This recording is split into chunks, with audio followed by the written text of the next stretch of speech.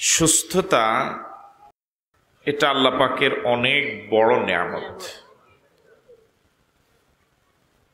অসুস্থ না হলে সুস্থতা যে কত বড় নেয়ামত সেটা বোঝা কঠিন।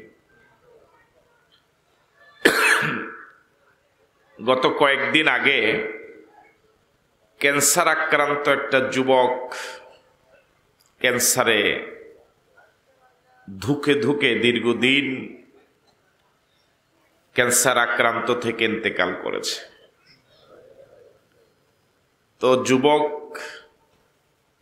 মৃত্যুর আগে ফেসবুকে সর্বশেষ একটা স্ট্যাটাস লিখেছে। এটাই তার জীবনের শেষ লেখনী। এই লেখাটা আমাকে খুব নাড়া দিয়েছে। ছেলেটা সর্বশেষ যে কথাটা লিখল, কথাটা এমন যে আপনাকে যদি আল্লাহ রাব্বুল আলামিন শুধু সুস্থতা দেন, পৃথিবীর আর কোনো নেয়ামত আল্লাহ দেন নাই, ছেলে দেয় নাই, মেয়ে দেয় নাই, পরিবার পরিজন নাই, জায়গা জমিন নাই, চাকরি নাই, ব্যবসা নাই, দুনিয়াবি আর কোনো সম্পদ আল্লাহ দেন নাই, শুধু সুস্থতার নেয়ামত দিয়েছেন। ছেলেটা লিখেছে, এতটুকু পেয়েই আপনি আল্লাহর উপরে সন্তুষ্ট থাকেন, আল্লাহর প্রতি আর কোনো অভিযোগ করেন না।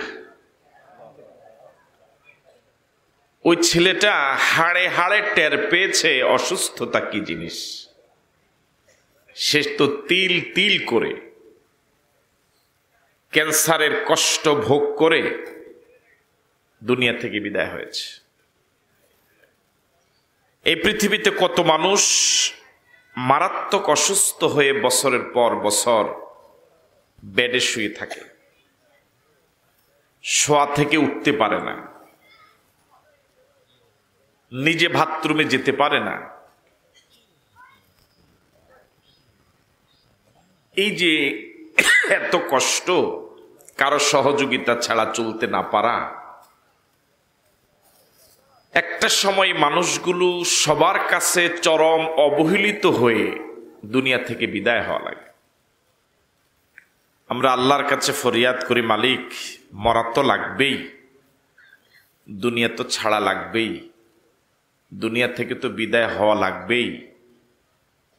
তুমি এরকম অসুস্থ করে পরনির্ভরশীল করে আমাদেরকে দুনিয়া থেকে নিও না, বরং সুস্থতার নেয়ামত দিয়ে ঈমান নামক সম্পদ নিয়ে কবরে যাওয়ার তৌফিক দান করো, বলি আমিন।